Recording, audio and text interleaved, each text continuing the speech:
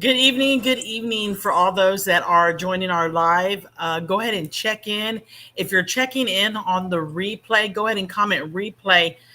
Tonight we have an amazing woman of God, Miss Lesley, join us to share her personal story of triumph. Lesley, how you doing tonight, girl? Good, and you? Good. Are you excited? Oh, excited and nervous at the same time. This is my I first time understand. meeting. Amen. But it's going to be perfect because the Lord always just manages to make things work out best. So no worries, no need to be nervous. We're going to have people that are going to be on with us as well, and Okay. to just like in our chat and whatnot. Um, but just going ahead and start, Lesley, tell us a little bit about you. First name, last name, your age, where you're from. Um, my name is Lesley. Lesley, well, it was Frosto. Now it's Galicia, and I have 7 kids. Where we just got married. Like we're going on a year in December, and we have so many animals. We have 4 goats, 4 goats, 4 pigs, and then we have 8 cats and 7 dogs, I believe.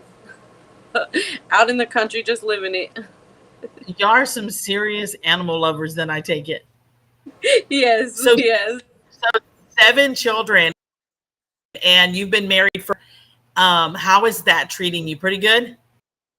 yes, yes. It has been really good. Of course, the regular battles in a marriage, but say it's been really good. Awesome. So, Lesley, go ahead and just start. I mean, start from the beginning. Tell us about how it all started. Your birth. Your how you came to be in this world. Ooh, okay. So, my birth, I was born to 2 young parents, beautiful parents. My mom was around 15 years old, and my dad was around 17, I believe. And yeah, from there, it was rocky, but my mom always made a way. Like she always made a way, even being as young as she was. She still finished school. My dad and her ended up splitting not too long after she had me. So we um we ended up moving with my grandma, I believe, in Houston, and then it made things kind of rough when it came to my dad, um, being able to see me at that age, and I don't know exactly from there how that happened. About like how I know my grandma was involved in my dad's mom was involved in a lot of ways of him being able to see us because they were young parents. It was already hard being young parents, but more hard being so far apart. He stayed in Wharton and she stayed in Houston, and so they made it possible. They still made a way.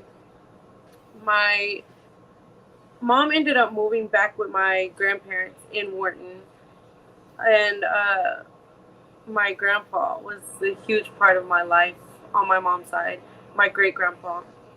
And so we were there from young age. Like, she was still young, still finishing everything that she had in her life that she needed to finish for her kids. And it, my dad had already met my stepmom at around this time. Yeah, he had already met my stepmom. And so I don't know. I At that time my dad wasn't getting me as much like as he should. So my bond was with my grandpa at the time, and that man, like, he did everything for me. That's why I'm gonna tear up because already at the beginning, but That's okay. he he showed me the like my father as a father should. Like, he would help have me mow the lawn with him. He would have me. I would wake up to him stirring his coffee, like just hearing it ding on his glass. Like, I would wake up and take straight off to him and be with him all day.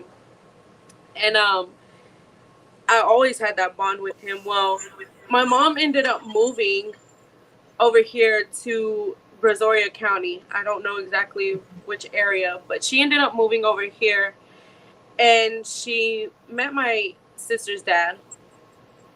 Went to school over here. She met my sister's dad, and she had my sister at the age of around 17. Yeah, around 17. So she had two kids before she fully finished, you know.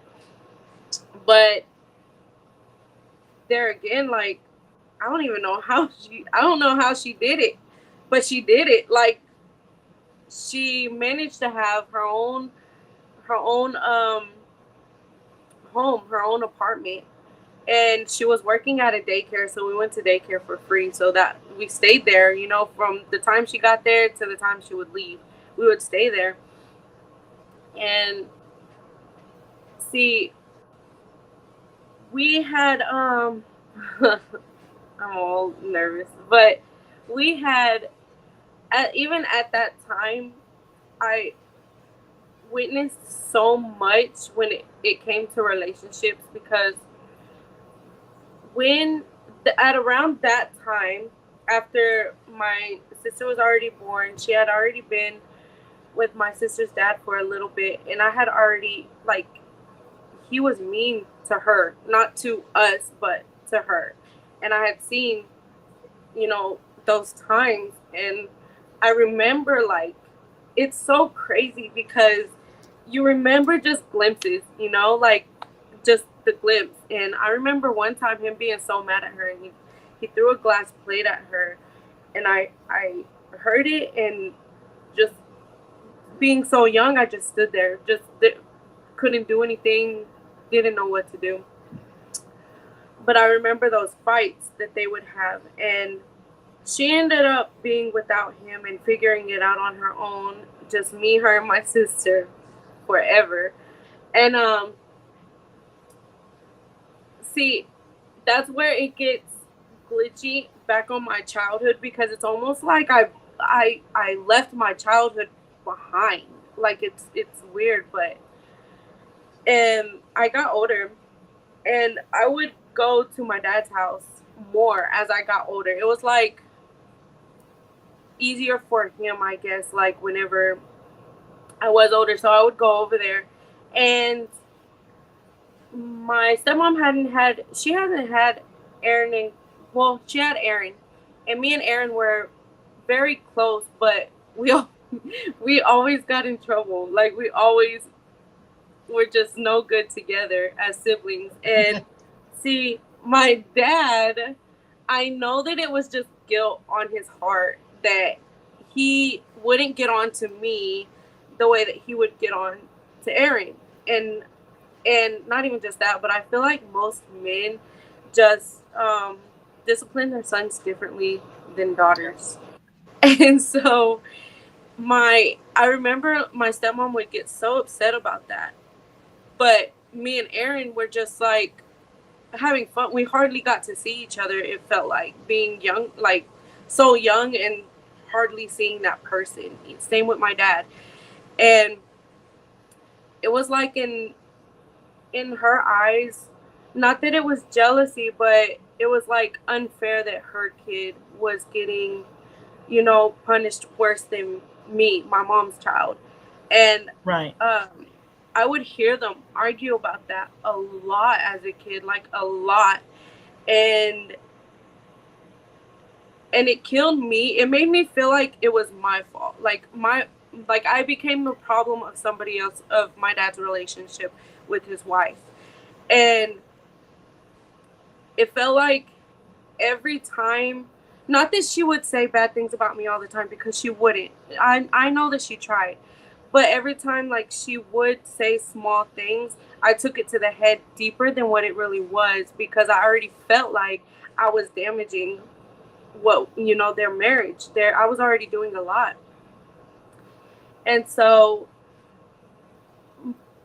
I stayed with my stepmom quite a bit. Like, I had more, I was always stuck with my stepmom. Not stuck, but like she would always tell me all the time, like, okay, you're a girl, you need to come with me, you need to hang out with me. So my bond, even with my dad, when I would go over there, like, it wasn't like I didn't really have that closeness with my dad that I wish that I could have. But there was some beautiful times, and as time went on, it was like I started seeing more things as a child that I shouldn't have. And I know that my dad tried to prevent me from seeing these things, but you can only hide it so much, you know? And so when they would have, not even him, but like just random men would come over, my dad would hurry up and tell me, like, go to the room. Like, you don't need to be out here. You're a girl. You don't need to see this or be around this. But of course, as I got older, I started to understand and realize the lifestyle that he was choosing. It could be dangerous, and he was trying to keep me away from it and keep me hidden from it. And so I tried to stay blind from it. I had a real close relationship with my cousins on my dad's side, my uncle Bo and his kids. I feel like every time that I would go around, the fun that I would have with them, I just always wanted to be around them. I would always ask my dad, like, can I go to Uncle Bo's? And so my dad would always take me to Uncle Bo's. But then it got to a point where then that started becoming a problem in their relationship too. And so I, I again felt like I was a problem. And so I would have these conversations with my mom, but my mom, she was young too, and I know that she wanted me to have a bond with my dad, like, not that she was disregarding, but she wanted me to have a relationship with him. She didn't want to hold that back. And so it it came time where my dad, he wouldn't show up sometimes, and it would hurt so bad. Like, I was so young, and I would be ready. I would be ready for him to show up, and he wouldn't show. And it got to that point. I think that him and his wife were just arguing all the time, to where it's not that he didn't have time for me, but he was going through so much and he didn't want to involve me in his mess or his drama. So he stopped showing up. And there was times where me and my mom, we would drive all the way to West Columbia. She would drive me all the way to West Columbia because that was the halfway point. And so we would drive there, and he wouldn't show. We would just sit there and wait patiently and nothing. So that's where my abandonment came in, and I started being real ugly towards him. Oh man, I started being real ugly, and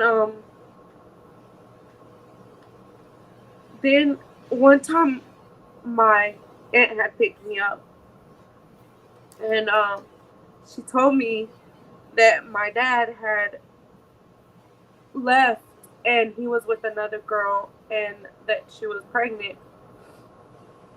And so she took me to meet her because this girl she wanted to meet me, um, since they started dating. But I had never made it through, because of everything that was going on. My dad wasn't getting me. So I met the girl, and she was so sweet, so nice from the first time that I met her. And she still holds a huge heart. Like, I love her so much. Um, but yeah, my aunt was like, yeah, she's pregnant and it's your dad's baby, but we don't know what's gonna happen. It's been so much drama lately, and he ended up going back to his wife. So since my dad wasn't getting me as much, my grandma and my aunt, they were the ones picking me up, and they were the ones, taking care of me and visiting with me. But even too, my brother's mom, she would visit when I was down. She would make time and visit when I was down. So when she had him, it was like a bond that we had already had, like from me meeting her, her family, and yeah, it was just so welcoming. She was always so welcoming, so loving from the beginning. And time went by, and my well, her the woman, she had my brother, and he came out looking just like my dad. And there again, there was more drama because at the time, my stepmom hated that baby, which not hated, but she did not like care for the baby because it happened during my dad and her marriage. So I listened, like I witnessed a lot of the ways that she would act. And since I was with my aunt and my grandma, when I would see them, I would always have to leave with them versus my dad. Like it was insane. And mind you, before I had totally forgot. I before I had fought, like my dad stopped getting me. I want to say the last fight that him and my stepmom had was like so ugly. It was so ugly. Like she made me stay in the car, so I stayed in the car. But you can hear the chaos in the house and the yelling and the glass breaking. You could hear it all. And then she came out the door, and my dad came right behind her, and he was just like, "That's my daughter." And she was like, yeah, but you're not taking her like this." And he came out and he ripped his shirt, like he was mad. He ripped his shirt, and not too long after, the I saw the cop lights behind us. And they did make me stay with him. They made me stay with him because I was his daughter. Um, but like the fights were getting worse between the two, you know. So that's when all the other stuff started happening. Anyways, so yeah, we it wasn't too long after that my dad called me one time, and he was like, "I'm gonna go get you." And I remember, out of hate and anger, I told him, I said, are you sure? And he was like, "Yeah." Well, plans ended up changing, and he called me and said, "I won't be able to make it after all." And I just remember saying, I hate you. Like, why do you keep doing this to me? I hate, like, I hate that you keep doing this. And I hung up on him. So I ended up going to stay the night at my cousin's, and and this was in Bay City on my mom's side. I stayed over there with them, and And my Lesley, mom, uh huh, how old were you around this time, I roughly? was around 12. Okay. I was around 12, and so the next day, my mom's like, "Hey, I'm on my way to pick you up. I gotta get you early because it's urgent." And I said, "All right." And she's like, "Have your stuff ready to go, because as soon as I get there, we need to leave." And I was like, "All right, that's fine."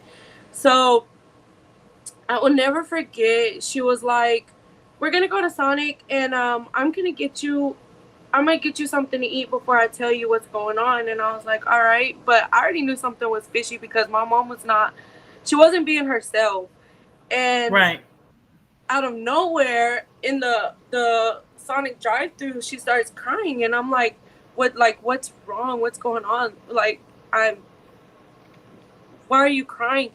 And she did not want to tell me. She wanted me to eat first, but um she just couldn't hold it in. And that's when she looked at me and she was like, "Your dad died." And I was so confused. Like, it's almost like I I disassociated myself from my dad because he would never show. So I didn't know how to act. I didn't know how to feel at the time. And I was just shocked. Like, what do you mean? Like, he passed? Like, what do you mean he died? And she was like, he passed away last night. They don't know exactly what happened, but he passed away. And now we got to go to Wharton with your family. And I was like, okay, like I didn't know how to act, so or how to feel. And so my mom, we went to Wharton, and everybody was already there, and my grandma was just like torn, like a whole. I can never get her crying or her voice out of my head when she lost him. And that's what that's what made me understand, like, see the truth and the reality to it. Like, he's really gone. There's no coming back anymore. Like, he's really gone. And man, our whole family was there. I was just like a kid, just like sitting there confused, like everybody's torn up, and I'm just sitting there just watching everybody just breaking down and crying and wondering what was really going on. Like, how did this happen? How did this happen so fast? And I can't go back. I can't go back and take that back. I can't go back. But that that right there is what broke me to rebel the way that I have. Like, I spiraled after my dad passed away so bad to where my mom, like, she didn't know what to do with me anymore, like, at all. I would skip school purposely, um, and do, at the time I was doing bars at the time, and like, bad. Like, when I say bad, like, I used to question, because, okay, so my dad's death was said to be suicide. And so in my mind, I really was not worth it. I really was not good enough, like, for you to battle, for you to stay. And on top of that, I was already dealing with abandonment issues from my dad. Plus, what I said to him, it was just all bundled in one, just straight chaos in my mind, and hate and anger. And it, at the time, it seemed like that was the best route for me. It would help me a little bit, just to, like, hush the voices just a little bit. But I got so out of control to where I wouldn't even remember the things that I would do. I wouldn't remember the things that I would say. I just would act out on it. And at this time, Lesley, what was your relationship like with Aaron and your stepmom? Did you guys kind of rally together, or were y'all kind of separated through everything? All this part when your dad had passed away? It was chaos. Like, I still would try to go. I had moments of going and visiting every now and then, especially uh like, at first it was chaos because of the other woman and her baby, and, like, it was a bunch of mixed feelings, I believe, with everybody, and everybody feeling some type of way because of, like, either I was close to my stepmom or I wasn't, or I was close to my newborn baby, like, my, because he was little whenever my dad passed away. And so it was a battle keeping everything separate. I wanted to keep everything separate. As young as I was, I don't understand how my mind even thought like that. But I didn't want to go to my stepmom and be like, oh, she let me see my little brother, or go and see the other one and be like, I went to go see my stepmom. I tried to keep it separated, but even me being, because I still lived all the way over here, it I didn't really, the only time I would visit any of them was through my grandma Linda. And she hardly ever was able to, like, she had me and Thomas majority of the time, which is the baby. and she Right. would have me and Thomas a lot of the times. But I believe at the time, her and my stepmom were not on good terms. So we hardly, me, Aaron, and Christina hardly saw each other. Um, when my dad passed away, like hardly. And So now you're like you're entering to like your age, you're doing bars, you're entering like your junior high and your high school age. yes, What was yes. that like in your identity, discovering who you are? Your dad's gone. There's so much chaos around you. What were you feeling those years?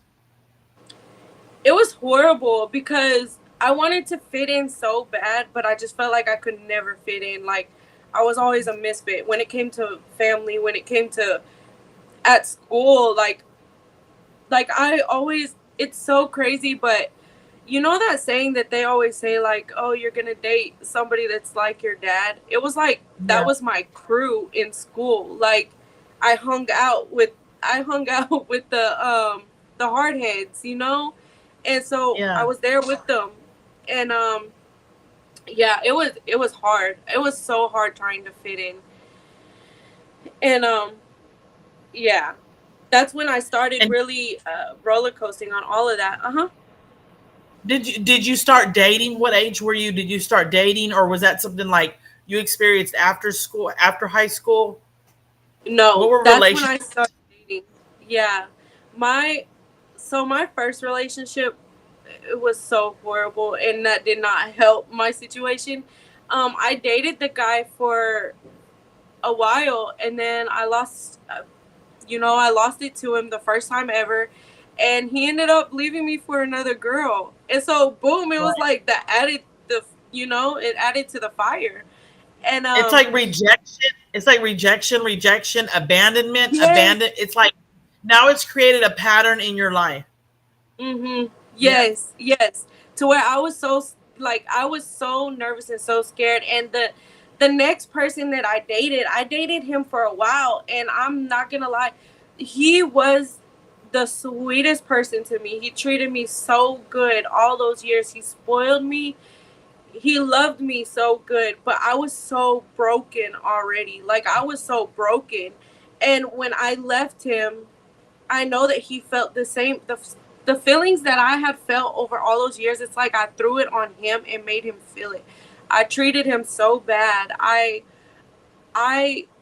and I know the reason why I did it. With him, it was so comfortable. It was so easy. It was beautiful. No lie, it really was. Like we had everything perfect that you can think of, but my heart wasn't there. Like not my loving heart, but my broken heart. It wasn't there. right. And Lesley, would you say that perhaps this guy being a good guy, you weren't able to really appreciate that part of him because of the brokenness in you? You're Yes. used to relationships where there's arguing and all these things. So Yes. now you're in a relationship that contradicts that, it's different. So it probably didn't feel normal for you. Yes. And I was so mean to him. Like I would make any reason that you can think of to try and make him mad, and he wouldn't even get mad at me. He'll be like, "It's fine. I'll go make you some cookies, or I'll go get you something." Or like I would get jealous over any girl that he would talk to, and he would cut them off. Like the Right. perfect boyfriend that you can think of. And his family, like I fell in love with his whole family, but I just, yeah, like I didn't, to me it wasn't, it was me. Like I was the true problem. Right. You felt like And you had developed like toxic traits or toxic yes, in you yes, because of brokenness. yes, And so how long did yes. that relationship last? Whatever became of it? It lasted about 2 years, and then was the drugs. That's when the drugs came in hardcore. Was then. And poor thing, like I will never forget one time I was at a party, like I was so gone, like don't I blacked out so hardcore, don't remember anything, and he showed up to where I was at and pulled me out of that party and took me home to my parents. And I was so mad at Wow. him for it. Yeah. Yeah. I was Oh, so mad at wow. him for it. That's like So real, like it was showing you love to protect you, you know? yes, And yes. you were bad. But You couldn't even receive that. no, I couldn't.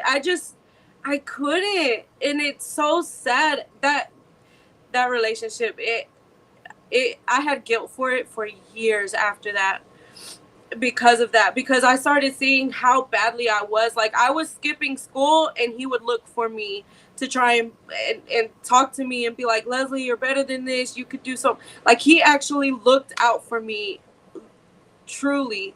And I could not. I was like, no, like, screw you. Screw my mom. Like, my whole I mind feel like was just like, uh-huh.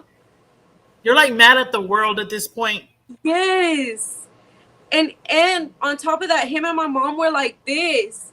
And so that made me even more mad. Like, no, like, you're gonna tell my mom where I'm at, or you're gonna show up and you're gonna take me home. Like, but he was truly looking out for me. Like, he really genuinely wanted me on my good path instead of destruction where I was headed, you know? It Mhm. was, yeah. I even had a guy show up at his house one time, at his mom's house, to pick me up one time. That's how disrespectful and toxic I was becoming, me. So I take full blame when it comes to that, and I take accountability into, because after that I know he wasn't right, and I know that it was my fault. I know that it Right, was. right. And so now, Lesley, you're in high school. Were you able to graduate? Were you able to go Um, to college? What was that like for you? So I ended up having to they called me into the office and told me straight up that I didn't make the credits to graduate the year that I needed, like, I wanted to graduate with my class. And they asked me, "Well, where do you want, like, how do you want to do this?" And so I told them, I was like, "Well, I could go to ACE, which is where they do like credit recovery. Go over there and start doing that." And so that's where I started going. I started going to ACE. And before this, um, there was a time where me and that ex boyfriend had gotten into, no, it was me, my mom, and my sister, because that's how rebellious I was. Like, even my sister, my younger sister, would try to help my mom with me. And I remember it had something to do with my cell phone, and I ended up leaving. It was at Jack in the Box. I ended up, like, leaving the cell phone with them, walking out, and I was like, because I always ran away from home at this time. Like, I stayed running away from home. And I know that it was upsetting to my mom and my sister. My sister saw my mom's pain. And that night, whenever I took off, I had no phone, so I remember there was a car passing me, and I just asked them. No, they stopped and asked me, "Hey, do you need anything?" And I said, "Yeah, can I borrow your phone real quick?" And he was like, "Yeah." So whenever he went to go pass me the phone, his arm reached in and he tried to reach me and take me in the car. And mind you, I could have been smarter to just go right down the road, because that's where my ex boyfriend lived, was literally right down the road from Jack in the Box at this time. Uh-huh. And but I still chose not to, and still hard headed. After that situation, I screamed, and the neighbor turned the house that was right there turned their light on. When they did that, he let go and he took off with the door wide open and everything. He took off. So all of this is just, yeah, my whole life was just chaotic at this time. And mind you, that didn't stop me. I still would run away from home.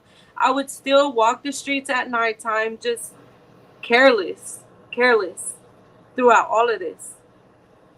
But yeah, I started going to ACE, and I started dating somebody else. And this person, I ended up, okay, so no, I graduated is when this happened. I graduated and then I started dating somebody else. And I ended up getting pregnant. And not too long after I found out I was pregnant, I had gotten a call from a random girl, and she was explaining how she was pregnant by the same guy. And of course I was mad. Like, I was mad. I wouldn't answer his calls or nothing. And then finally, boom, that toxic. It's like when you have that toxic energy, you date somebody with that toxic energy, and that's the one you run back to. So Mhm. I did was off and on talking to him, and my my mom, no, it was at my mom's house. I ended up bleeding, and I was telling my mom about it, and I was like, I don't know, like, I don't know what could be going on. I was young, first pregnancy. And so we went to the doctor and found out that I was miscarrying. And I was so upset. I cuddled in my mom's bed, like, as disobedient as I was and as bad as I was, whenever I got the chance to be in my mom's bed and cuddle with her, I would. It was comforting. It was, you know, and Yeah. I remember crying that night because I had seen the whole, like, it passed through and everything, and I remember crying, and it brought a different part of me because I was like, why do I keep choosing this? Why? So that guy I stayed with for a while. Well, no, I ended up on hydrocodone because of that miscarriage. The doctor gave it to me. I started abusing it. That's how bad I was. Like, I started abusing it, and I would drive all the time, just driving around, being on that stuff, and I ended up wrecking really bad, and I just went about it like, oh, whatever, like, whatever, and kept doing the same stuff. I should have gotten in so much more trouble at that time, but I didn't. I still kept doing it.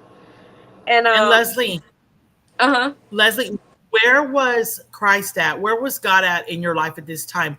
Was your mother a believer? Did you guys go to church? Was she trying to get you to church? Did you know God? Like, where were you as in relation to God? The only relation I had to God at this time, when I was young and my dad was getting me, he took me to church a couple of times. And after he passed, no, yeah, after he passed, I went to church, like, only on like, we called it like teen nights, where it was Wednesday nights for Bible study and a little bit of worship. So it's, now that you bring that up, yeah, I remember even at that age, I could feel it. Like, I could feel that there was something there. Like, I would go to church and I would cry a lot. Like, a lot. I would always get emotional every time. And that was when I was younger. And I never fully understood exactly how come it touched me the way that it did. But to stay in church, no. In a relationship, no. My mom never really, I don't remember my mom ever really going to church. And as far as anybody talking about, like, as anybody doing Bible study or teaching me of the Bible and the facts of the Bible, no, not at all. Like, I had none of that. None of that. So you're But going forward with life, really not having an established relationship with Christ. Looking back through your teens, can you see where the hand of God was on your life? mm-hmm. Yeah, yeah. I don't. I was so. I will be honest and say that there was moments where I would just be like, I don't understand why I got to go through this, and I would ask God that a lot. Like, Lord, I don't understand why I got to go through this. Like, why do I keep going through all of this bad? Right. But at that time, I didn't know God's voice to hear. You know what I mean? Like, I Right. didn't understand how that worked or anything. And I get in another relationship, and this one was one of my bad ones. And it got real toxic. I ended up pregnant not too long. I ended up pregnant before my due date of the one that I miscarried. And I remember being so upset about it because the guy that I was pregnant by, I hardly knew, but because I was so broken, I used him because he had the drugs, he had the alcohol, he had everything.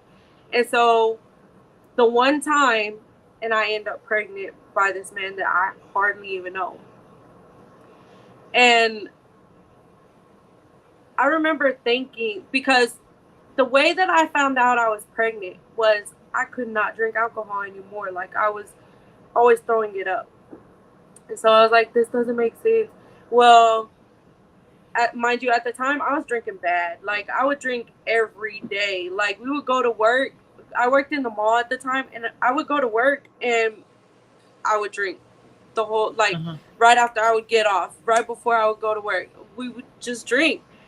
And of course, I was living with friends too in an apartment, so we were all doing it together.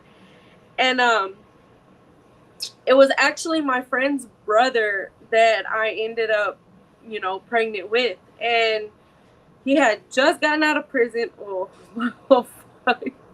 he had just gotten out of prison, and like everything was just bad about that situation, except for the baby. And so I went, I stayed. No, he ended up moving in with us, and it was so toxic. Like, from the time that he got out, so toxic. Like, his other kid's mom would constantly call my phone, talking mess or saying that they were together, or um, like I will never forget one time he um he punched me hard in the back of the head. I forget what smart thing I said to him, but he did. He punched me hard in the back of the head, and I threw up and everything. Like, mind you, I was pregnant at this time. I threw up and everything, and then right after that, he was just like, "I'm sorry." He was on drugs so bad. I, of course, I chose to sober up whenever I got pregnant, and he was still doing it, and it was.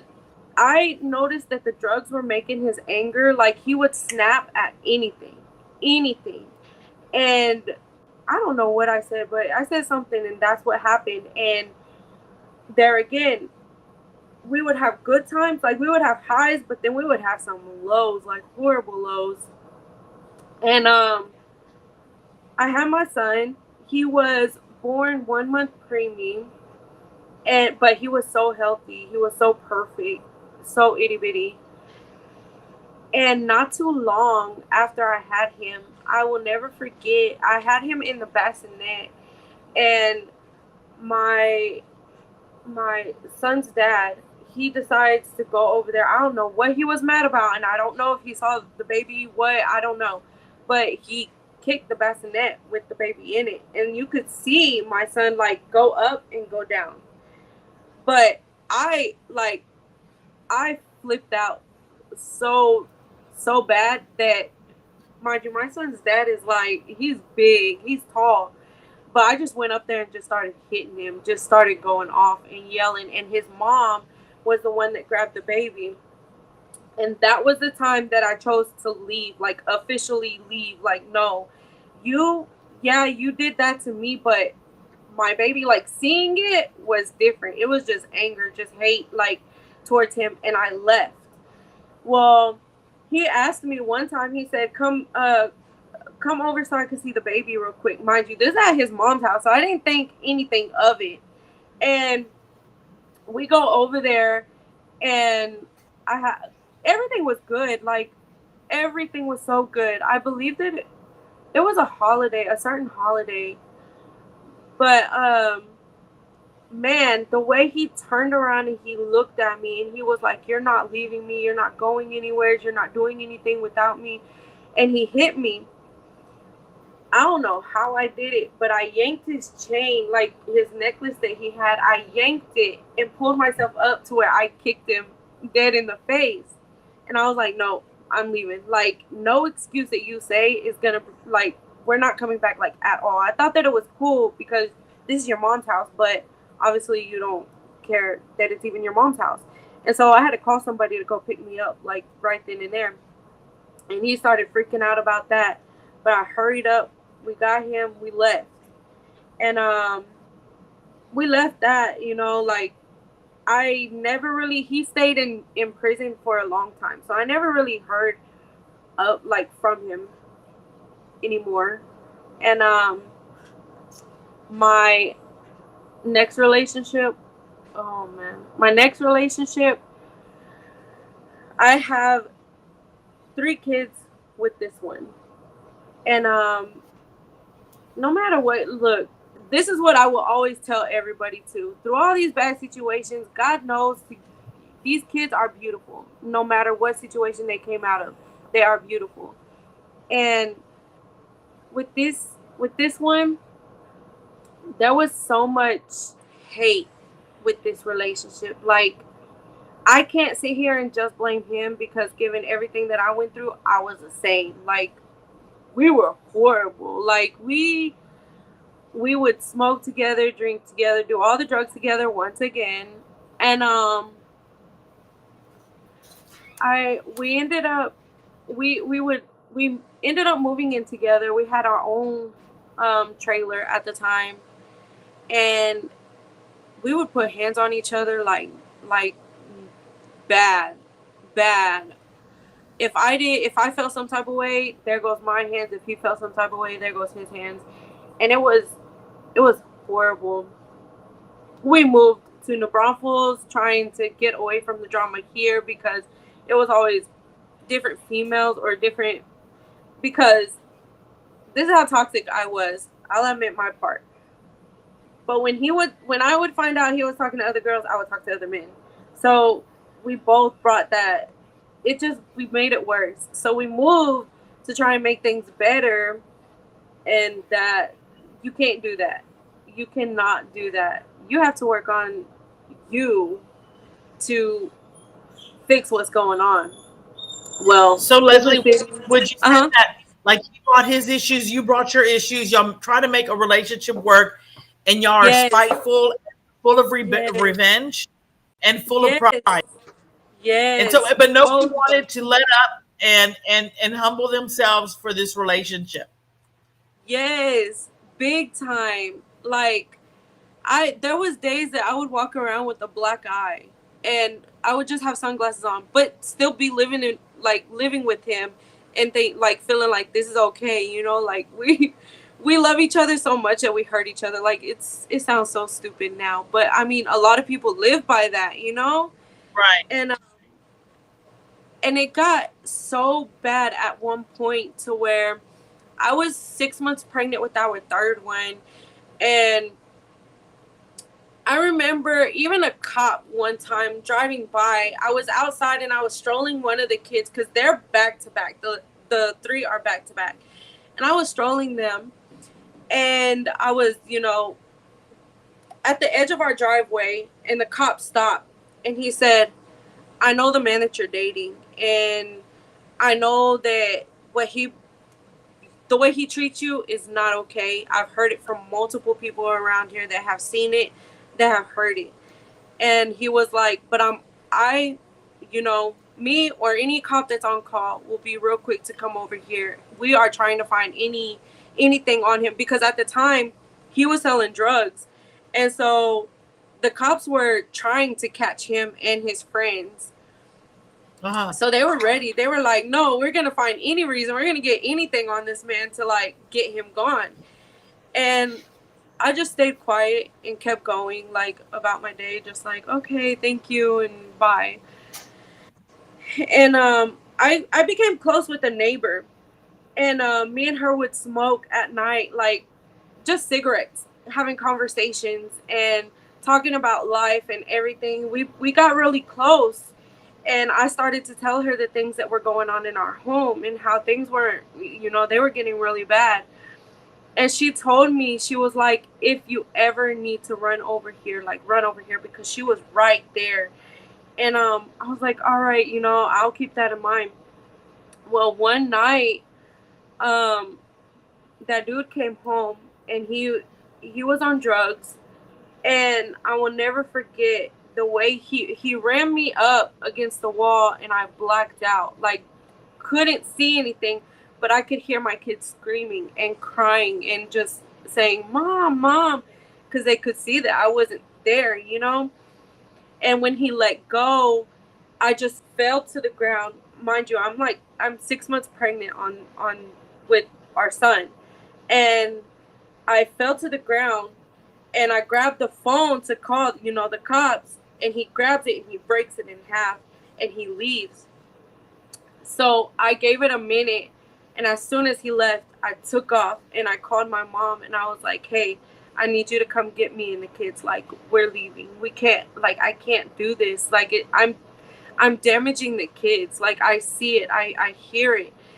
And so she went. She picked me up, and I didn't even pack anything. I just let it be and went. We had the kid. We took the kids. Well, we all stayed at my mom's house. And I remember going back to the trailer the next day to go get some clothes. And when I showed up, there was it was him, two girls, and two other guys. And of course, he was already in bed with another girl. And I went up because I had the key. This was my trailer. I was on the lease. So I went up, I opened the door, and as soon as I saw them, it was like straight anger, just straight. Oh, so I slapped him. He was dead asleep, but I slapped him, and I was like, not even my, like, this is my stuff. This bed that you're sleeping on is mine. Everything is mine, and the disrespect that you're doing, mind you, at when all of this stuff is happening to me, that guilt of the guy that I hurt, that I treated bad, always ran through my mind and would always cross me and be like, I can only imagine how he felt. Like, this is how he felt, if not like 10 times worse than what I felt, you know, for what I did to him.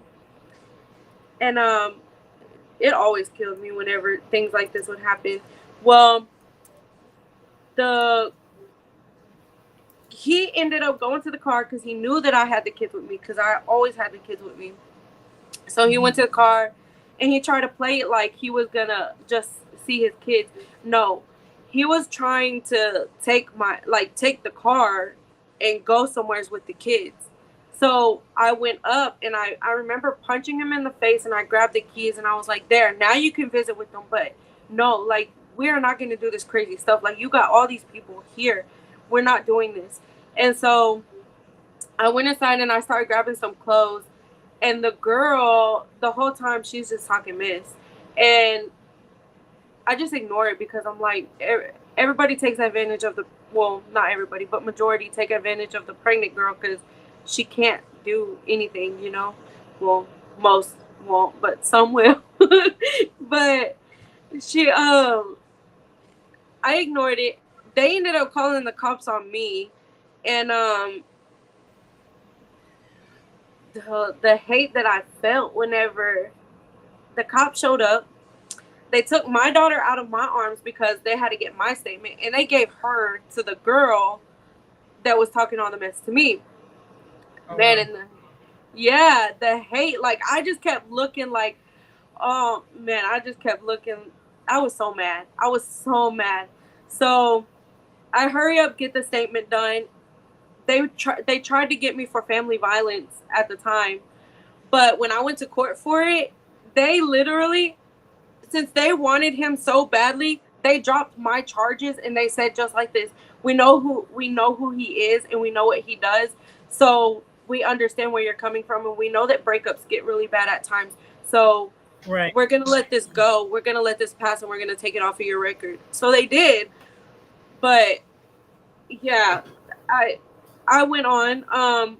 He ended up getting he ended up getting another girl pregnant and marrying her. And I remember even feeling that, like, I dated you for so long, and you, like, the marriage never could happen, you know. But this girl, you get pregnant, you're marrying her, like it was back to back. Mind you, I didn't even have our son yet. I was still pregnant when he was marrying this other girl. Wow. And yeah.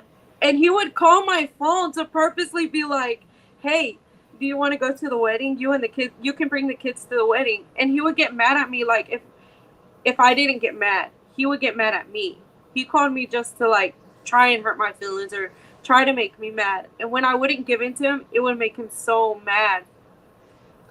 And there was multiple times that he would call my phone and say he did certain things or he would do certain things to me and my husband. Like he threatened to kill him multiple times. He threatened to shoot him multiple. Mind you, he's married. He was married this whole time.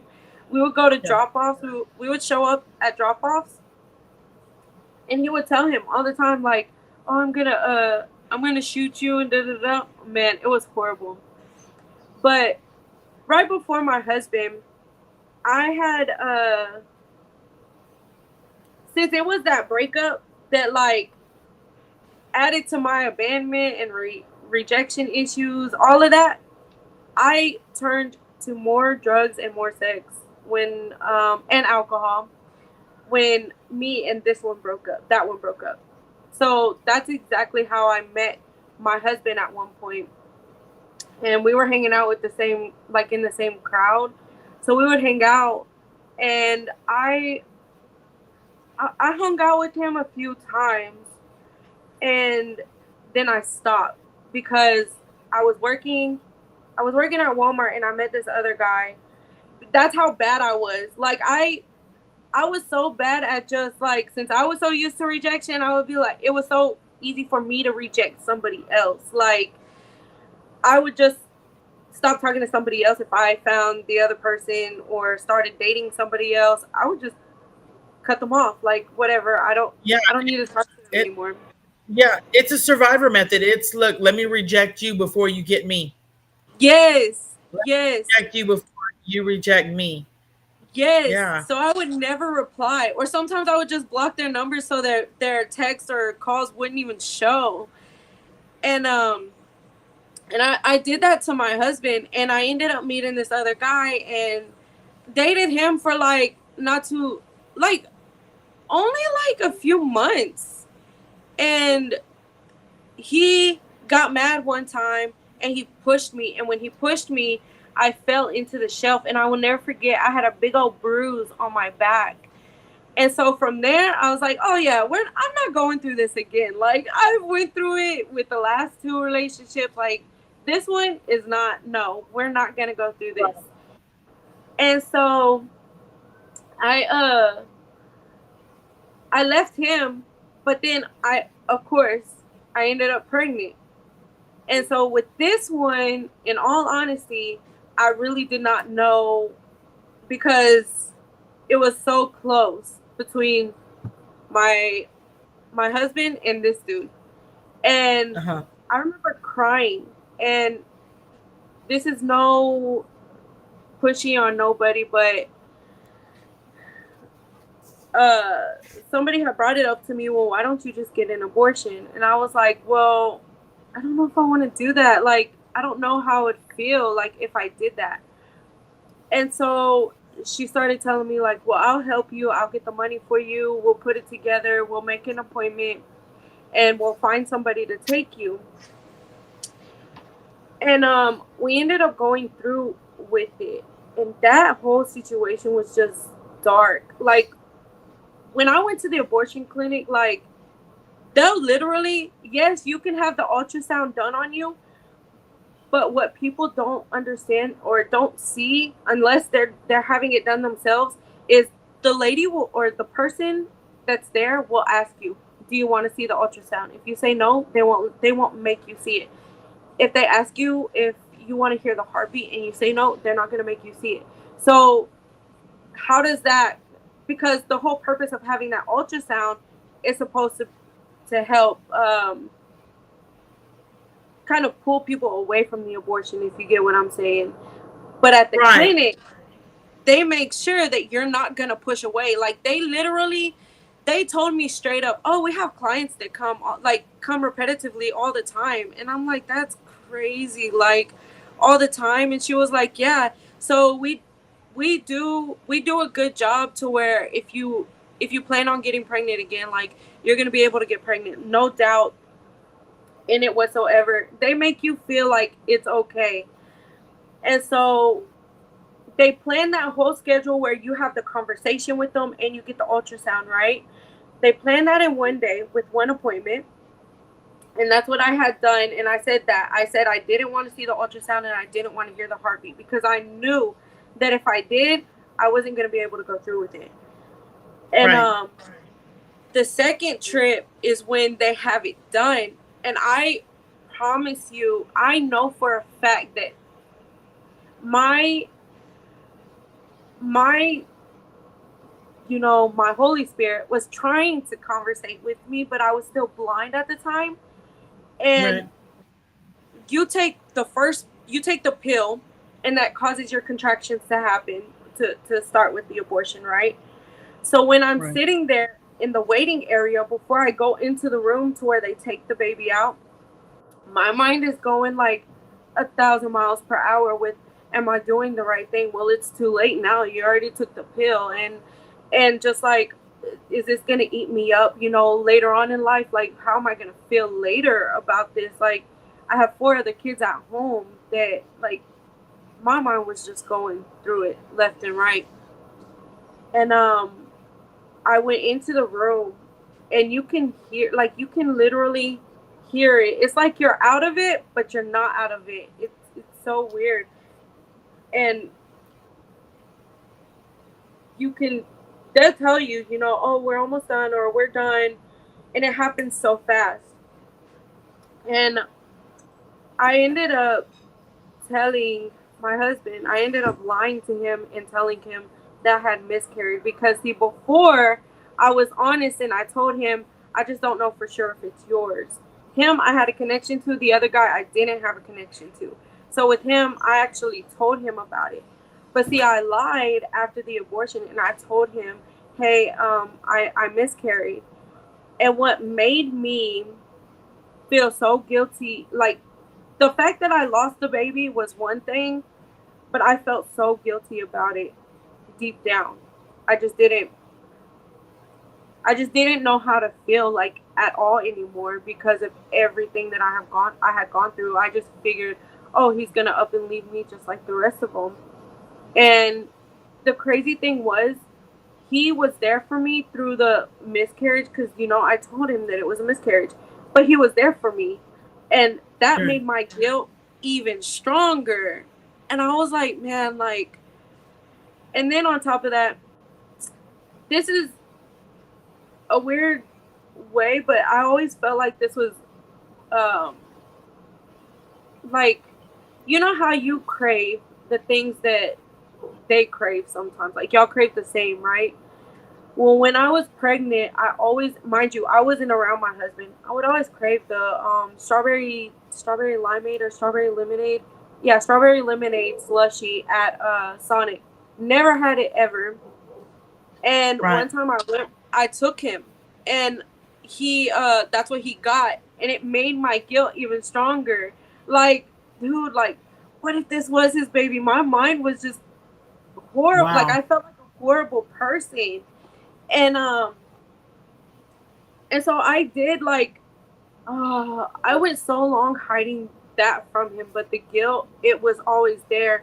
And see, even in it, after that, me and him ended up dating, but he cheated a lot. And I was still toxic. Like, I was still, like, wilding out and being like, you do that and I'll do this. And we we had I was pregnant with our firstborn.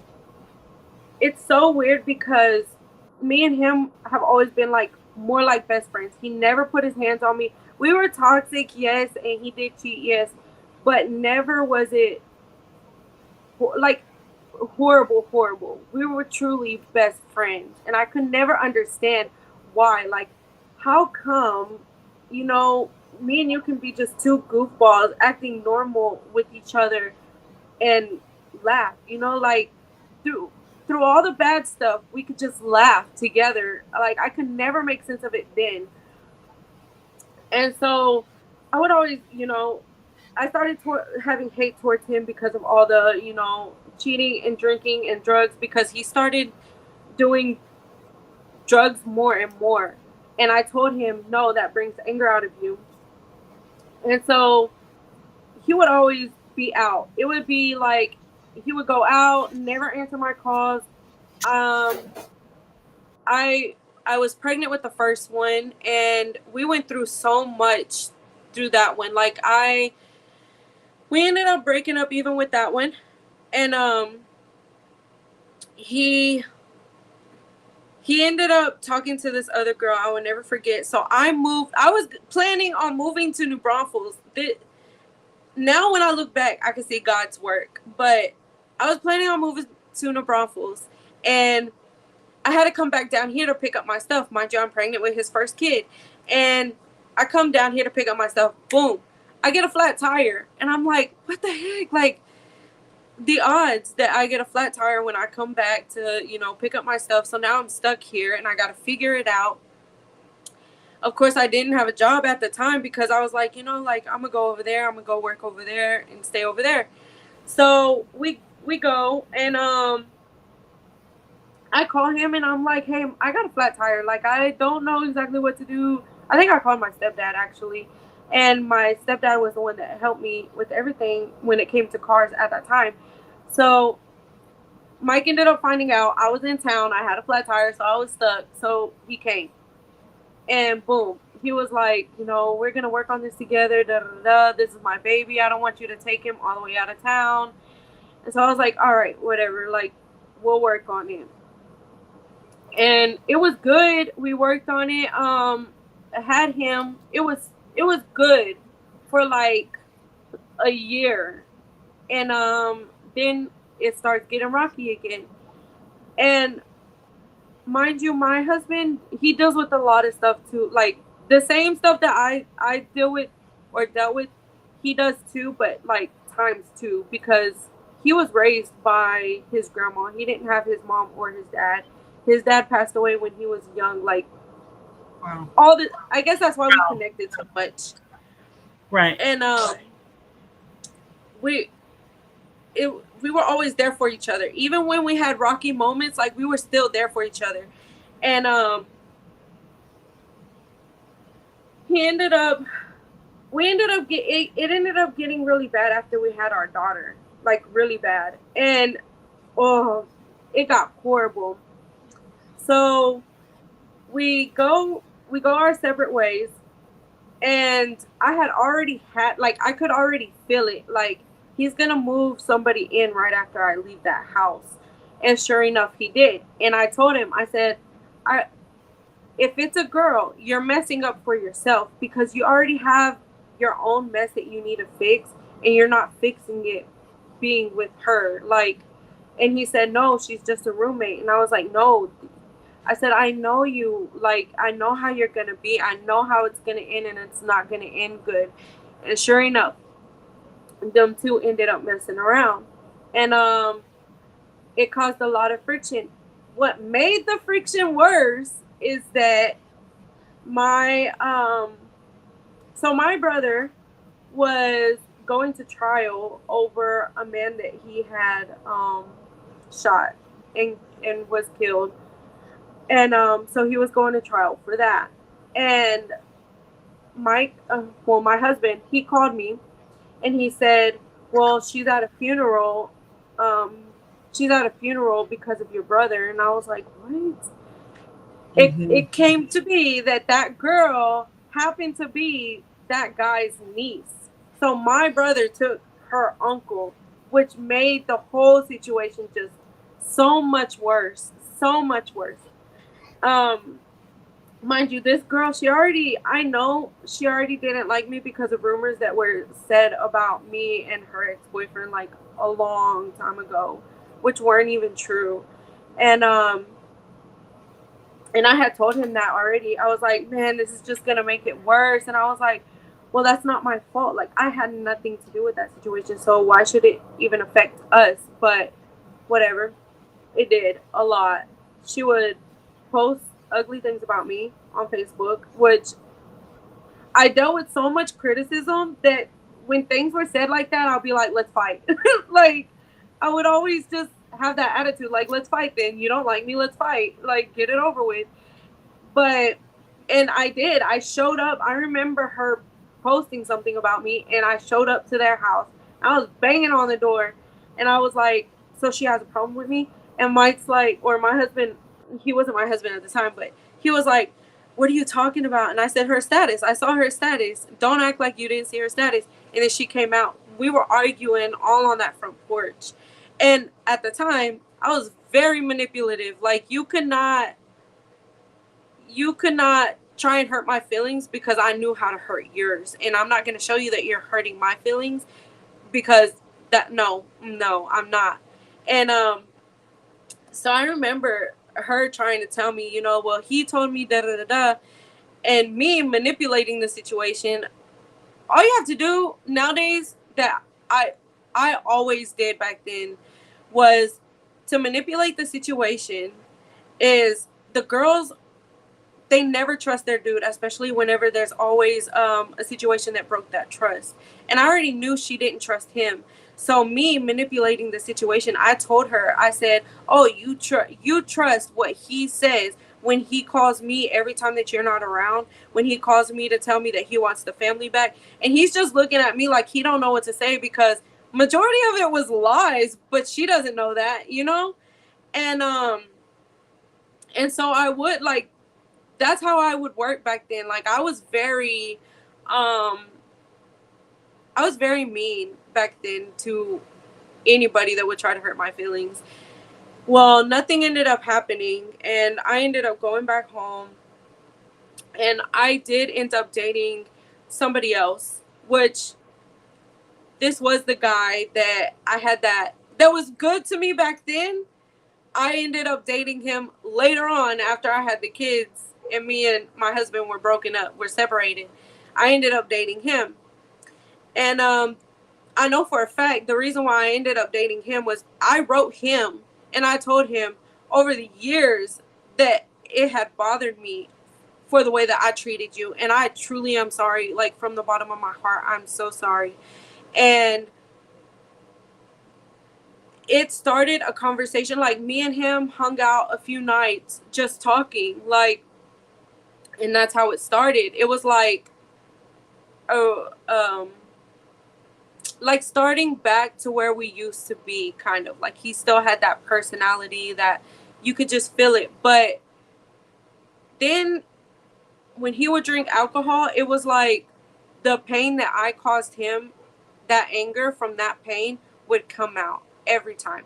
He would question me about what I did, why I did it, who I was with at this time, from the past. Like, he never moved on from it for himself. So he's sitting here and he's questioning me all the time.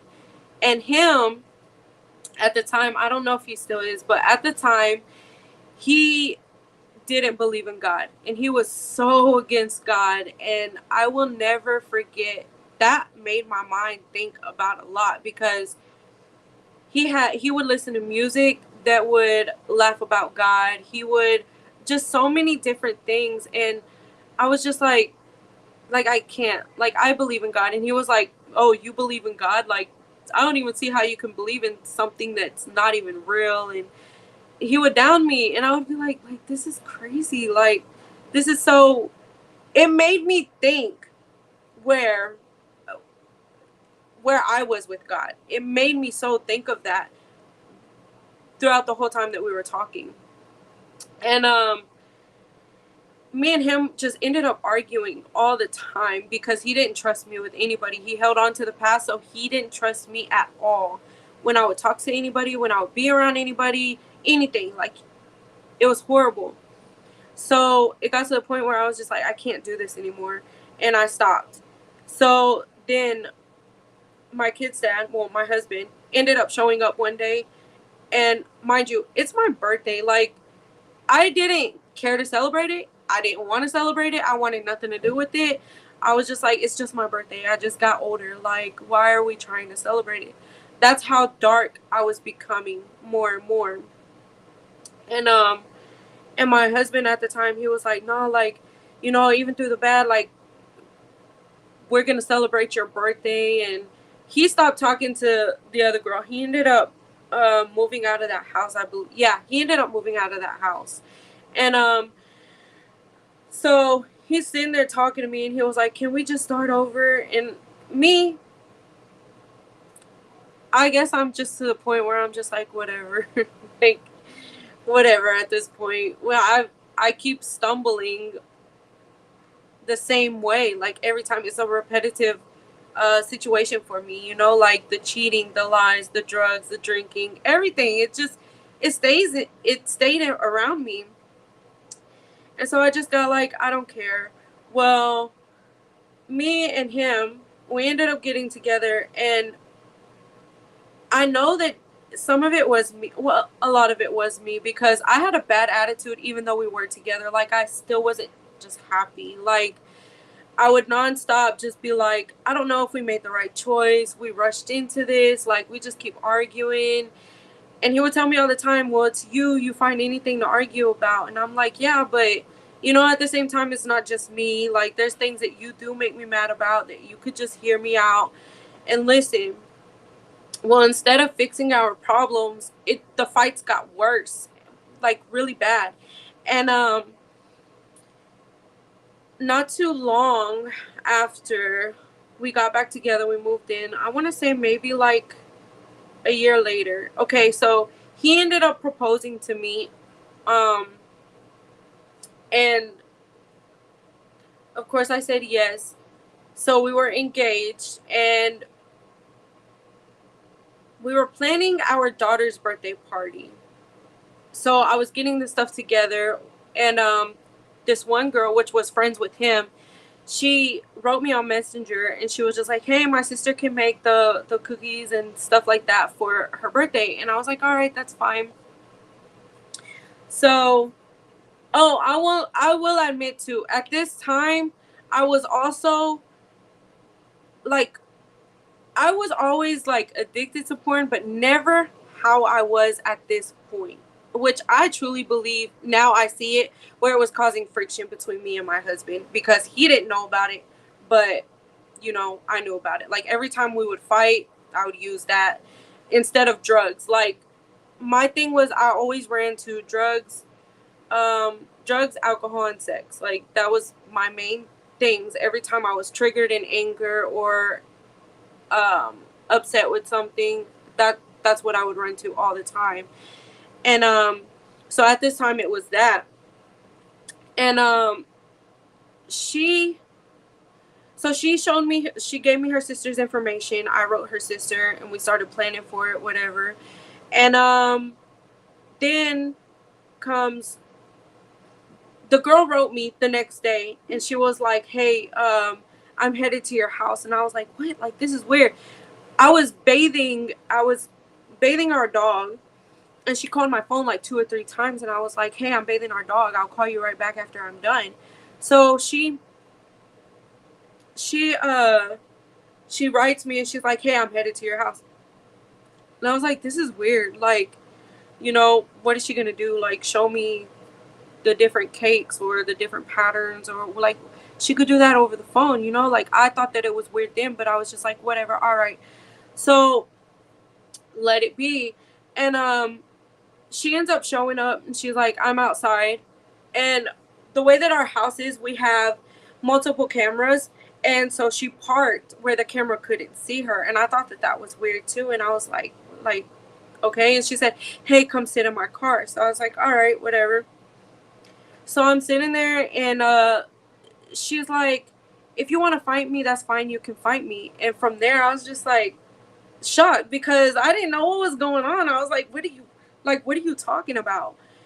And so we're sitting there, and she looks at me, and she's like, no, if you want to fight me, just fight me. And I said, oh, are you messing around with Mike? And she just looked at me, and I said, no, just be honest. Are you messing around with him?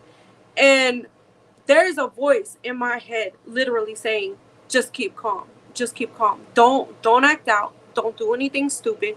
Just be calm. And she said, yes. So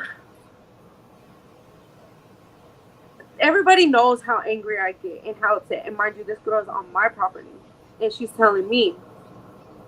So we're going on, and she's showing me everything about him, and she was like, um, I know you're gonna hate me after this or something like that. And all at the time I couldn't understand it, but I couldn't hate her. Like I couldn't be angry like at all. Like there was no anger. I was just like blank at the time. I can't even explain it. But I was just like, no, like it's fine. Like we're not getting along. We're just arguing. I promise you that there was some type of grace over me at that time that just took over to where I couldn't be mad at her. I couldn't be upset. I couldn't. It was like that girl started telling me all of her problems, like all of her problems with, because this girl ended up, she was married to a girl. So she had a wife. And she told me that her and her wife was having all these problems. It was just a bunch. And that was when my whole life just like took a whole U-turn because I went blank. Like I finally showed vulnerability. Like I finally just gave up and was like, I'm tired of fighting these battles. I'm tired of hurting. I'm tired of going through the same thing. Like I'm done. Like I'm over it.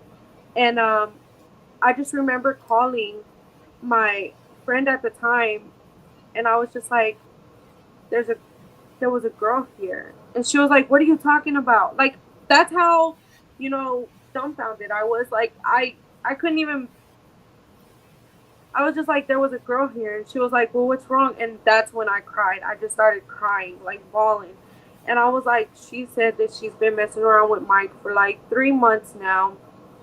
And I don't know what to do. Where do I go? What do I do? What, like, do I pack me and the kids up? What, like, where do I go from here? I wasn't even answering his calls. He already knew that I found out, and me and him were just like not texting or calling each other at all.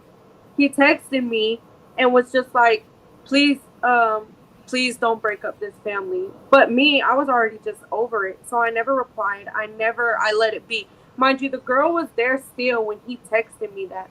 And she made me FaceTime him. And I told him just like this because I used to be that girl. And I told him, I said, didn't I tell you every time that you cheat, I'm always gonna find out because these girls out here, they fall in love. They fall in love so easily. They're gonna tell on you real quick because you break them, then they wanna break you and they wanna break your family. And mind you, we're on FaceTime together. And she's hearing this. And it's like she's realizing that I was genuinely a good person to where she didn't want to hurt me anymore. Then she wanted to focus all on her of her problems and her things that she and why she did it and why she fell into it. And I was just like, okay, that's fine. It's okay. Like it is what it is. And but when he got home, I could not. That was when my drinking went. It shot up. Like I started drinking a lot. I would just drink and smoke. I couldn't eat because I was too busy trying, like, stressing about figuring everything out. I was just drinking and smoking, and he saw it. The camera that we had, it was right above the porch. So when he would leave for work and the kids would leave for school, I would just sit on the porch, just smoking and drinking and listen to music and cry. Like he was watching it all fall. He was watching me break because of his decisions and his choices.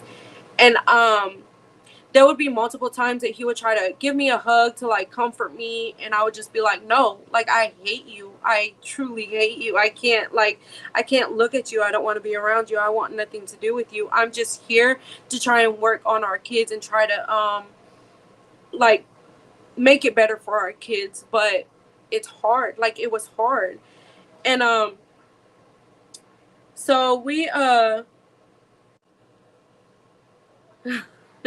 so we ended up staying together in the house together and working on not us, but he allowed me to be down. Like I was down. Like I when the kids would go to school, I would either be in bed or outside smoking, just crying all the time, nonstop.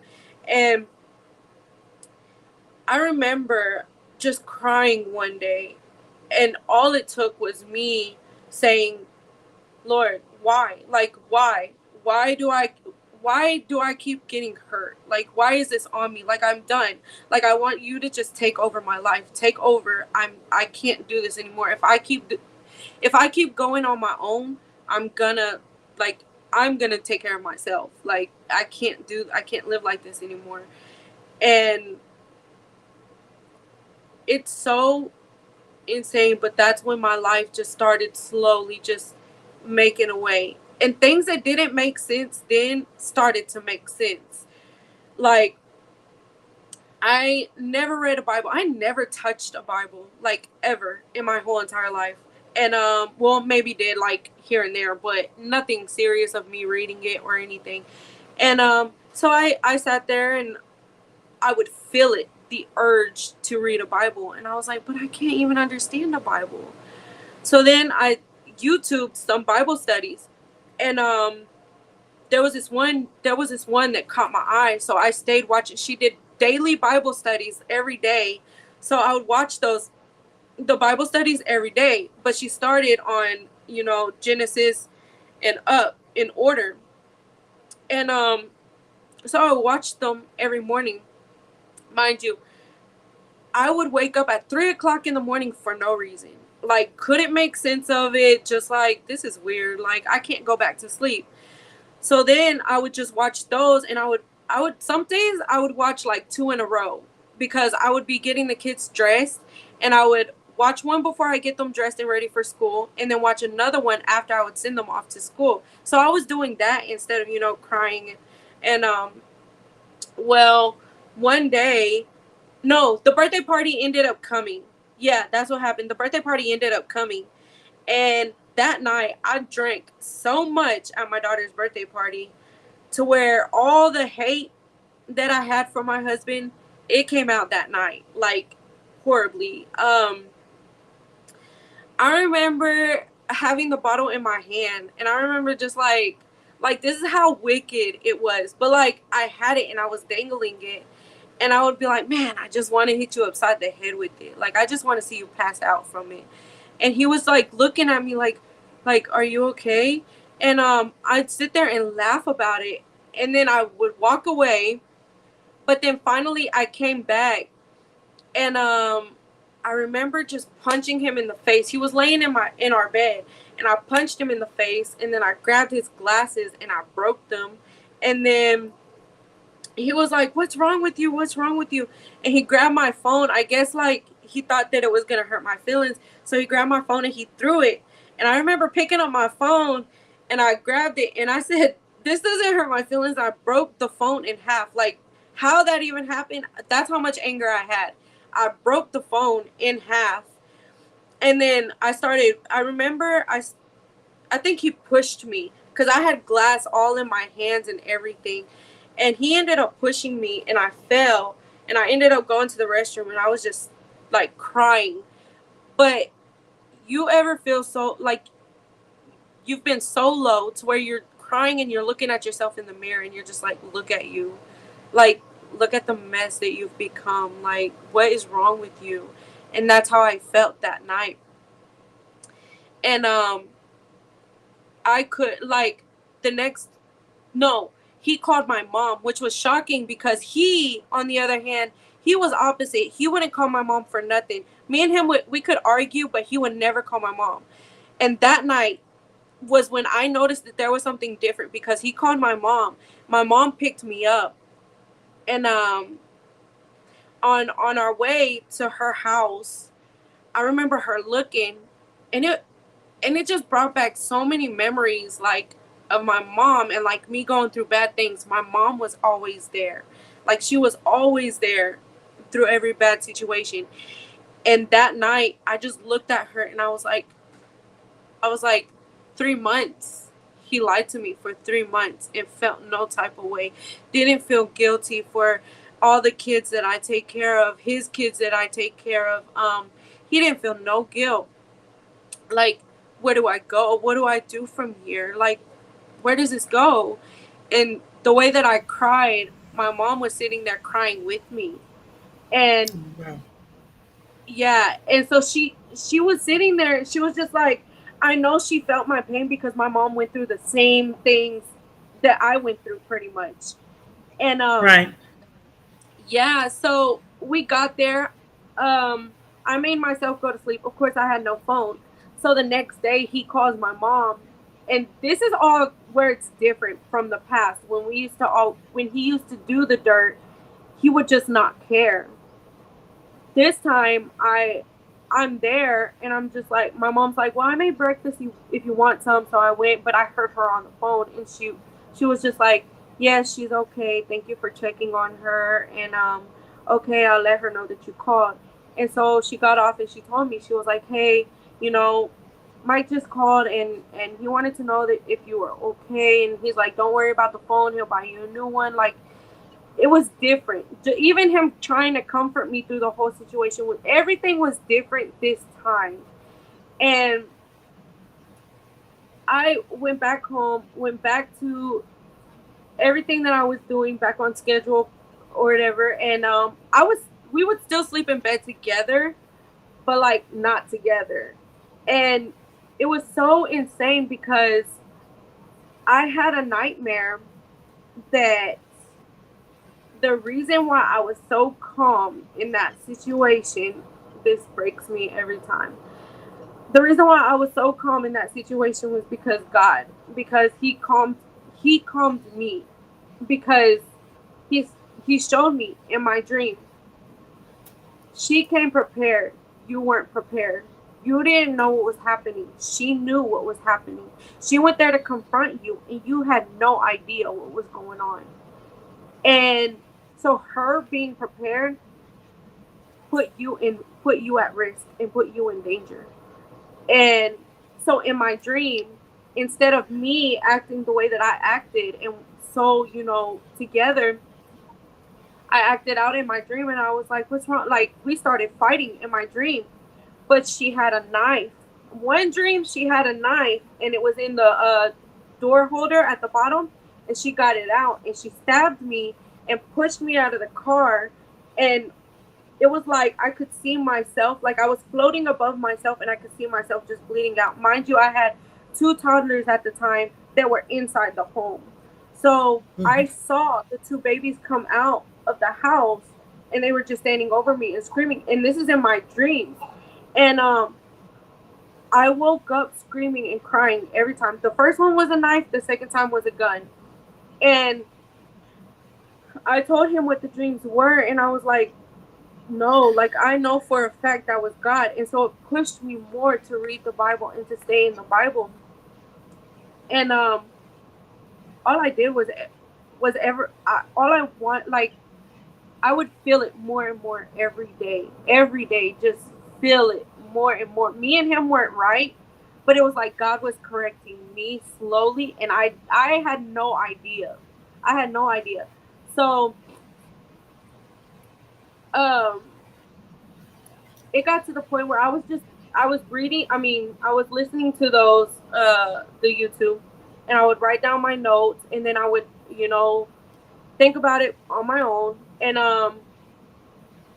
he ended up having to go out of town. That's right. He ended up going out of town. Almost like God made it happen so I could just focus on him. So that's what I was doing. Like, I was just focused on me, the kid's schedule. Like, since watching those YouTube, the Bible studies, it showed me how much prayers meant. So I started praying over the kids. I started praying over me. I started praying over the Wow. house. I would pray for him, even being over there. And even at times, like, when I felt that hate coming back towards him because of the situation, it's like I would be reminded that I was never perfect. Like, I was never good. I broke people too. You know what I mean? Like, I put Right. people in bad situations a lot. And Right. so I would be able to toss it aside. Like, I know it was all God. And so then came the time, like, he even thought that I was just going crazy for a moment, but I I got to the point where I was like, alcohol, throw it out. Like, anything that had like any anything that wasn't of God, like, I just felt like throw it out. Halloween stuff, throw it out. Like, it just happened Right. so quick. Alcohol, I we were still drinking at times, and like, I was getting sick. Like, I could not hold it down. I could not drink anymore, and I just told him, like, I feel funny, like, I can't drink it anymore. I don't know what it is. I can't make sense of it. And then vaping, I used to vape a lot because of my anxiety and anger, and that was next. Like, I couldn't vape anymore. It was making me sick, like, all right here. These are things I didn't choose to do it on my own. But but it happened. Like, it just happened. Like, everything that I thought that I needed back then, I always around with my vape. I always used alcohol to hide my pain or anger or anything. And all of it was just getting taken away from me. Like, I had to deal with my problems. I couldn't vape anymore. It was making me sick. Fully, like, fully. And people were asking me, like, why did you stop smoking? Why did you stop drinking? And I was telling them, like, I got sick. I don't know what happened. Like, it just out of nowhere. And then I started to realize that my prayers were coming through. I just didn't see it that way. I did not Right. see it that way at the time. And I was like, Right. mind blown later on, whenever I remember I was listening to Waymaker in my kitchen, and I just cried. Like, I could not stop crying.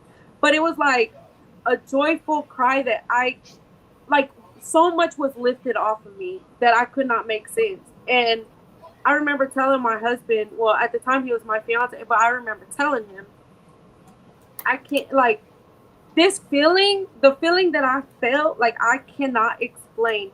And the the reason why, because he would tell me just like this. He would come in with a bad mood sometimes, like, ugly. And I would still be like, it's okay, babe. You want me to make you a plate? Oh, look, I got you a plate in the microwave. Like, it's already ready for you. And he would be like, I don't understand, like, how you're in such a happy mood even when I do treat you like this. And I'm like, oh, like, how did I say it?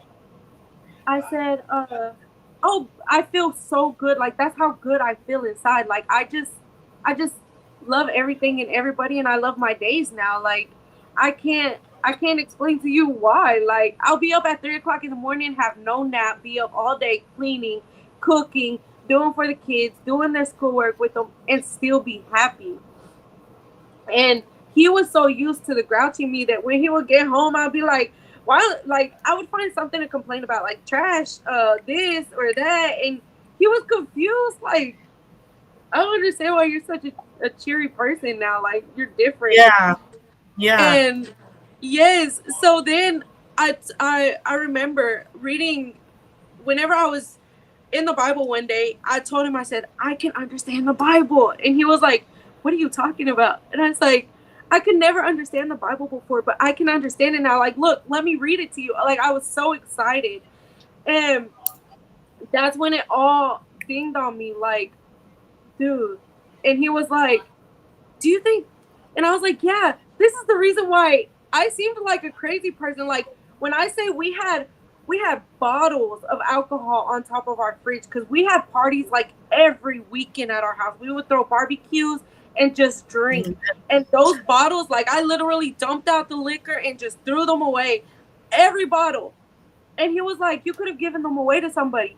But my guilt of giving them away to somebody, like, it killed me. I was like, no, like, then you're pushing somebody else's bad habits into them. Like, no, I Right. quit. That's good. And yes, so even with the Halloween stuff, I had just made Halloween stuff from the year before, and I was saving it. Uh-huh. I threw all of that away, and he was like, like in his mind, he could not understand, like, what is going on with you? And I was like, I can't make sense of it, but I feel it. Like, I feel it within me. This is not good. This is not good. We need to throw this away.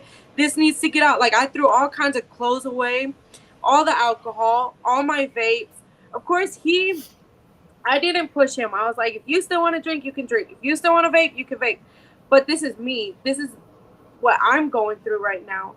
And he he was just like mind blown, like, okay, like this is weird. But since I stopped drinking, he started seeing the joy that I had. He stopped Right. doing it. And Right. the mind blowing thing is one night, and this, I know that this freaked him out, but one night we were asleep, and he said that I was just like, how did he say it? He said, you were sweating and shaking, and I could tell it was a nightmare, so I woke you up. I told him, I said, it's just a demon. But in my dream, it was so mind blowing. Like, it was literally a demon in my dream, in my face, like growling at me, so mad at me. And I remember, since I was so deep in the Bible, that I sat there in my dream and I screamed. I said, I rebuke you in the name of Jesus. And it disappeared. So when he woke me up and was like, I saw that you were having a nightmare and I woke you up, and I said, it's just a demon. It's because in my dream, I won the fight. Like, I won the battle. Right. Right. And it was so, it was scary, but at the same time, I was like, you don't scare me. Like, I know somebody greater than you. And he told me, he said, I can't believe that you were so calm about that dream. And that's when I told him, I said, well, if I wasn't in the Bible, I wouldn't have known what to say. I wouldn't have known what to do. And that's when everything puzzled in. Even mine and his relationship, I was like, I could never make sense as to why I stayed around you for treating me so bad, but you were like my best friend. And I felt it. Like, I've always felt a connection with you. I've always felt a closeness with you, a bond with you. And sure enough, we ended up because another thing that was killing me was sex before marriage, and we were just engaged at the time. So it was bothering me. I was like, no, like, I can't do that anymore. Like, I was cutting everything out, and it wasn't me, like, on my own. It was, the spirit within me. At the time, I didn't know this. And so when people would ask me questions, well, why do you feel that you need to get married? At the time, I couldn't answer it. Now I can answer you perfectly clear. Like, I can answer everything loud, because I was praying for that. I was praying for God to come in and take a hold of my life. And in order for him to come in and take a hold of my life, he needed to clean me first. He needed to clean out all the gunk and all the nastiness. I had such a bad view of my dad before, because of all the bad that we went through. But now it's like, it was all lies, like all lies from the enemy, straight up. Like, he was battling with other things, but the enemy always made it seem like I was the problem, I was the issue. And so for me to be able to love my husband, because the number one, I know that I ran him away. I'm not saying that he was okay for what he did, but I know that my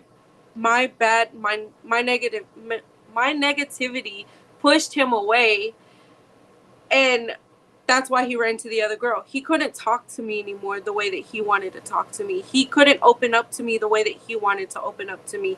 So he used her for that. And when I got closer to God, it made it so much more beautiful for me to understand so many problems within my life, his life, everybody's life around me, and how we're not perfect, but with God, it's like, you see the truth and you see the light for real, like how he brings life for real. Because I was dead. Like, I had nothing else. I was in a relationship I didn't want to be in at the time, and now it's like he opened that door for me and changed me to be better, to be a better wife, to be a better mom. Because mind you, when we're arguing in our relationship, we don't focus on our kids either, and it makes the whole family struggle. So when he started seeing my changes, he started changing with me, and we did end up getting married. But I told him, I was like, I'm not worried about a big marriage or anything. What I want is to be married in front of God, and that is it. Like, that's all I want. And so we did that. We had a small marriage that was just at our small church, and we we've been so much better since we didn't even have a church at the time. Like, didn't have a church. The way that we met our church was the pastor's daughter ended up having a slumber party, and my daughter was invited, and it was at their church. And when I went, I had so many questions because I was searching for a church. I was praying and searching for a church, and it was like God put me there. And without now, when I look back, I'm like, how was I ever going to face reality, to face my problems, if I kept running to alcohol, if I kept running to porn, if I kept running to all of these negative things I kept running to instead of facing my truth? I always ran away from my problems. That was one of my biggest issues. I ran away from my problems. And that guilt of my abortion, I finally opened up and I told my husband about it, because out of anger, one day I did tell him.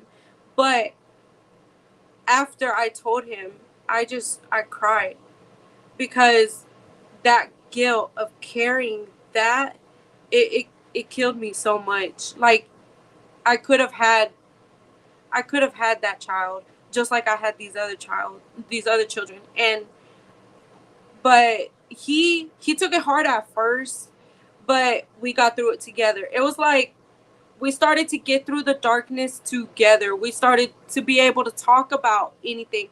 Mind you, we couldn't talk about anything before, because all we did was fight or get mad at each other or upset.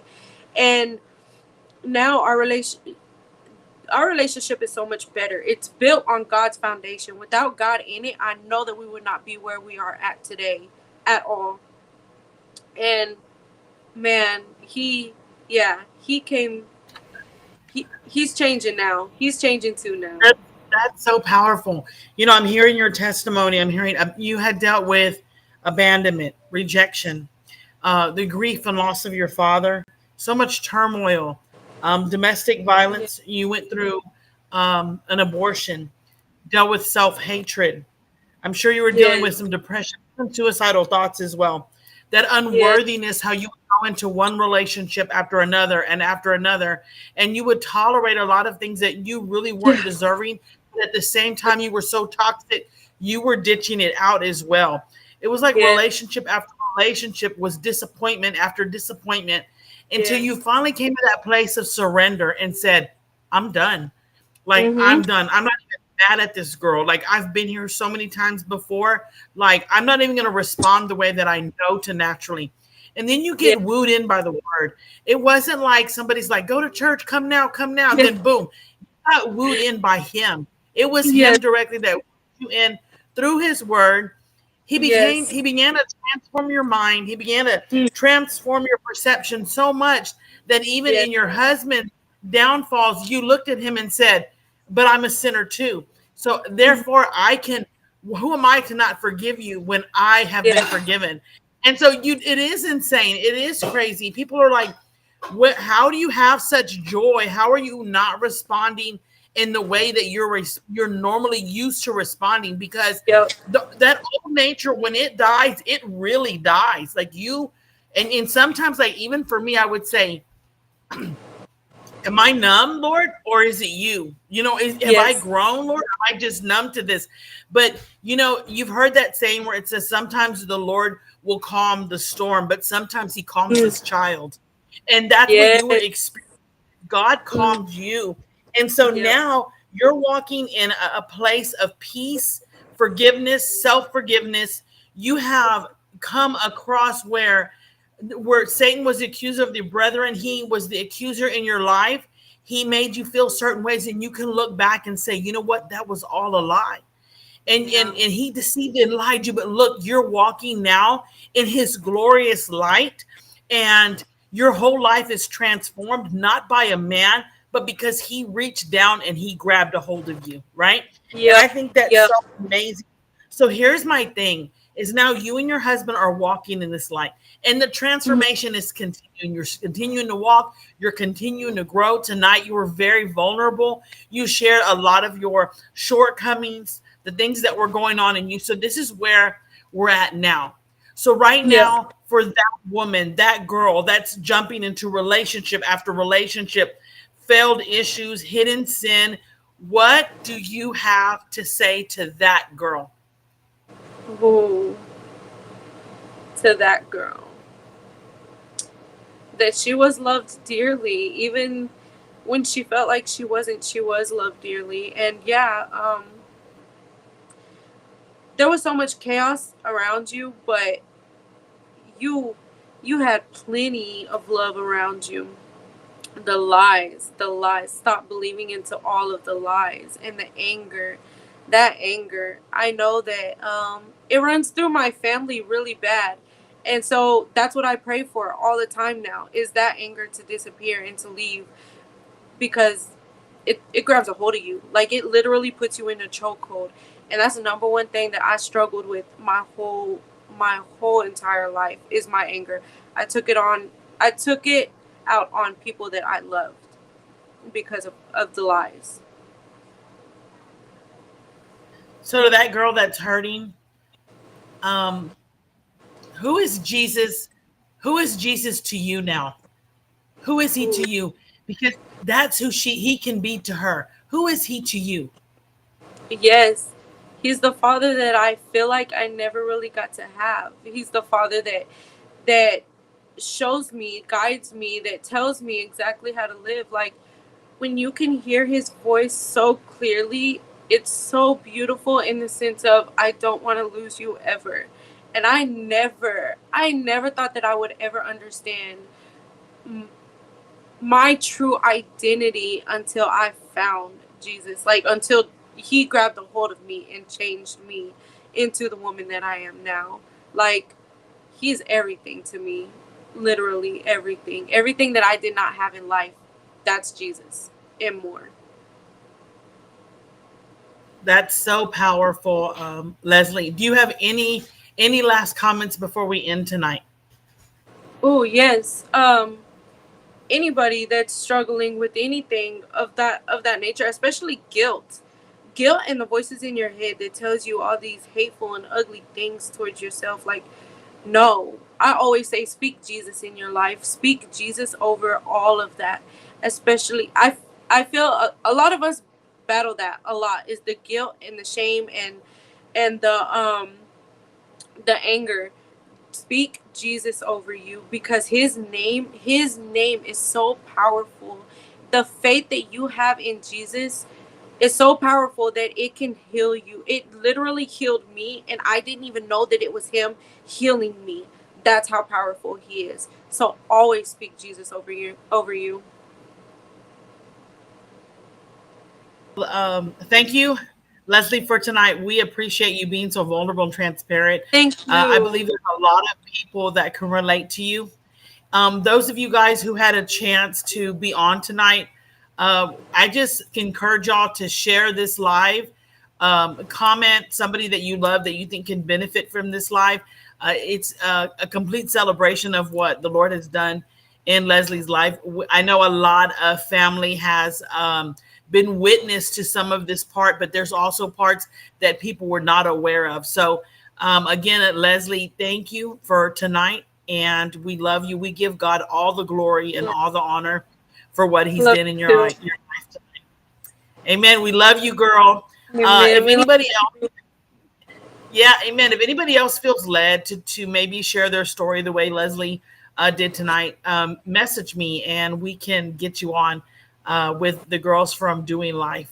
So, Lesley, that's it for us. So be blessed, Okay. girl. Thank you. Thank you. We love You you so too. much. All right. Goodbye, Love you sweetie. too. Bye.